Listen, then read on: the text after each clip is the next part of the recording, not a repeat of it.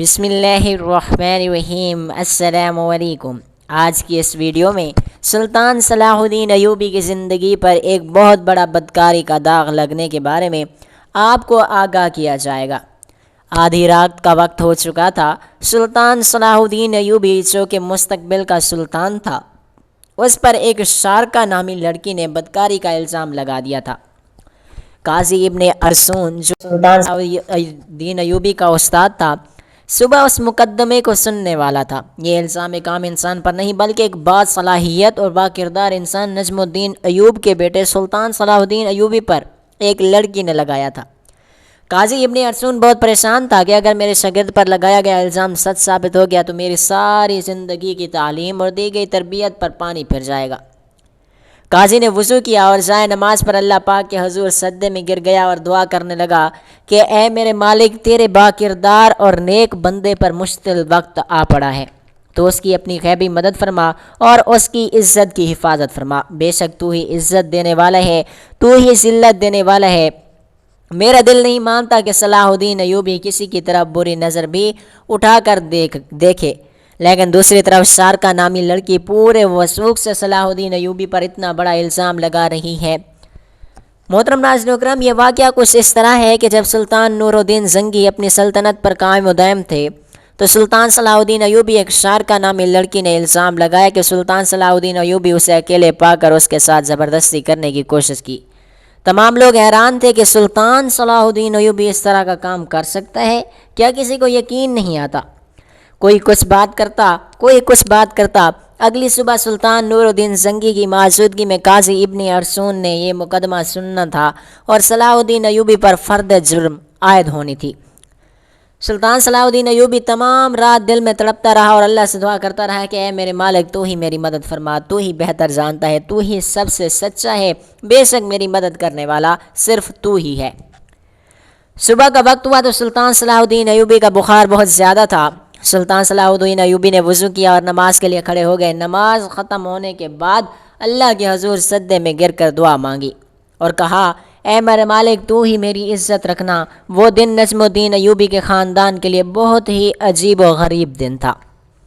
لوگ بڑی بےتابی سے اس لمحے کا انتظار کر رہے تھے کہ جب سلطان صلاح الدین ایوبی اور نور الدین زنگی کی موجودگی میں قاضی ابن ارسون اس مقدمے کو سنیں گے۔ سلطان صلاح الدین ایوبی کے ساتھ کیا ہونے والا ہے، کیونکہ اس وقت بھی کچھ لوگ نور الدین زنگی کے خلاف تھے جبکہ کچھ لوگ نور الدین زنگی کے ساتھ تھے، اس لیے لوگوں کے ذہن میں مختلف سوالات تھے۔ سورج طلوع ہو چکا تھا۔ سلطان نور الدین زنگی اپنے دربار میں آ چکا تھا اور اس کے بائیں جانب قاضی ابن ارسون کا تخت تھا اور نیچے صلاح الدین ایوبی ہاتھ باندھے کھڑا تھا۔ تھوڑی دیر کے بعد قاضی نے فرض جرم پڑھ کر سنایا اور فرد جرم پڑھنے کے بعد قاضی صلاح الدین سے مخاطب ہوا اور کہا کہ تمہیں اپنی صفائی میں بولنے کا پورا حق ہے۔ قاضی کی بات ختم ہوتے ہی صلاح الدین ایوبی رحمۃ اللہ علیہ نے قاضی سے مخاطب ہوتے ہوئے کہا، قاضی صاحب، جس لڑکی کو میں نے دیکھا تک نہیں، اس کے ساتھ کچھ برا کرنے کے بارے میں سوچ بھی کیسے سکتا ہوں؟ یہ سنتے ہی قاضی صاحب نے حکم دیا کہ شارکا نامی لڑکی کو حاضر کیا جائے۔ جب وہ لڑکی دربار میں حاضر ہوئی تو لوگوں کی حیرت کی انتہا نہ رہی، کیونکہ اس لڑکی کا سارا جسم ڈھکا ہوا تھا اور صرف آنکھیں وہ بھی مشکل سے دکھائی دے رہی تھیں۔ صلاح الدین ایوبی سمجھ نہیں پا رہا تھا کہ جس لڑکی کو میں نے دیکھا تک نہیں، وہ مجھ پر اتنا گھنونا الزام کیوں لگا رہی ہے؟ مجھ سے آخر ایسا کیا اور کون سی غلطی سرزد ہوئی جو اس لڑکی نے مجھ پر اتنا بڑا الزام لگا دیا؟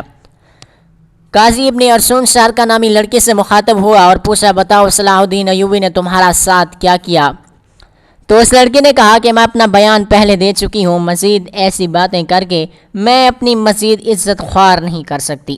بخار بہت زیادہ ہونے کی وجہ سے سلطان صلاح الدین ایوبی کا چہرہ زرد ہو رہا تھا اور ہاتھ کانپ رہے تھے، زبان پر بھی لرزہ طاری تھا۔ دیکھ کر مجمع کو یوں لگ رہا تھا کہ سلطان صلاح الدین ایوبی بے قصور نہیں ہے۔ سلطان نور الدین زنگی بڑے غور سے یہ سارا منظر دیکھ رہا تھا۔ پورے دربار میں سناٹا چھا گیا۔ لوگ بڑے غور سے سلطان صلاح الدین ایوبی اور اس لڑکی کی باتوں کو سن رہے تھے۔ سلطان صلاح الدین ایوبی نے اس لڑکی سے کہا کہ کیا تمہیں اپنے رب سے ڈر نہیں لگتا کہ تم ایک بے قصور انسان پر اتنا بڑا الزام لگا رہی ہو؟ لوگ سمجھ رہے تھے کہ سلطان نور الدین زنگی کا भतीजा होने की वजह से सुल्तान सलाहुद्दीन अयूबी अगर मुजरिम करार भी दिया गया तो सज़ा से बच जाएगा। सलाहुद्दीन अयूबी ने काजी से कहा कि जब हम किसी भी मसले का हल नहीं निकाल पाते तो हम फिर अपने अल्लाह की तरफ रजू करते हैं, और मैं भी उस लड़की को कहता हूँ कि अगर अल्लाह को हाजिर और नासिर जानकर अल्लाह पाक की कसम खाकर ये कह दे कि उसका इल्ज़ाम सच्चा है तो मैं वो गुनाह कबूल कर लूँगा जो मुझसे सरजद भी नहीं हुआ है। ये सुनने ही वो लड़की सलाहुद्दीन अयूबी को बग़ैर देखे देखने लगी। वो सलाहुद्दीन अयूबी की हालत समझ चुकी थी। थोड़ी देर बागौर और बखूबी देखने के बाद लड़की चीख चीख कर रोने लगी और कहा कि मैं तमाम मजमे के सामने अल्लाह पाक को हाजिर और नाजिर करके कहती हूँ कि सलाहुद्दीन अयूबी बिल्कुल बेकसूर है, सारा गुनाह मेरा है। यह सुनकर सारा मजमा हैरान रह गया और उस लड़की के चंद अल्फाज ने मुकदमे को उलट कर रख दिया। इतने में सुल्तान नूरुद्दीन जंगी दहशत से अपनी कुर्सी से उठा और उस लड़की को कहा कि क्या तुम्हें पता है कि इल्ज़ाम तराशी की तुम्हें कितनी बड़ी सज़ा मिल सकती है? तो उसने कहा, हाँ मुझे मालूम है कि उसकी मुझे कितनी बड़ी सज़ा मिलेगी। इसके बाद काजी ने शारका से कहा कि आखिर ऐसी क्या वजह थी कि तुमने सुल्तान सलाहुद्दीन अयूबी पर इतना घिनौना इल्ज़ाम लगाया? तो लड़की ने अपनी आंखें झुका लीं, लेकिन जब सुल्तान नूरुद्दीन जंगी ने लड़की की तरफ देखा तो उसने कहा कि ए मेरे सुल्तान, मैं जानती हूँ कि मुझसे बहुत बड़ा गुनाह हो गया है, शायद जिसकी तलाफ़ी भी नामुमकिन हो, क्योंकि जो दाग सुल्तान सलाहुद्दीन अयूबी के किरदार पर लगा वो शायद मैं चाहते हुए भी ना मिटा सकूं, लेकिन ये सब काम करने के लिए मैं मजबूर थी। सुल्तान नूरुद्दीन जंगी ने पूछा कि बताओ तुम्हें इस काम के लिए किसने मजबूर किया?